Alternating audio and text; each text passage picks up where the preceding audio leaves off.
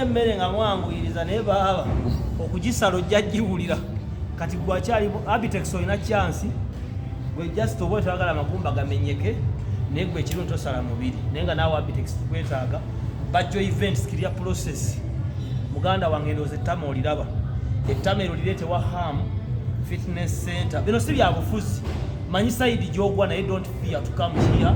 It's a public place, international standards. Era nze olaba Dr. T olaba nkola nza n'okuddamu ne mwewuunya nwali treadmill badde kati sawa nga bbiri olyombo lirindi ntya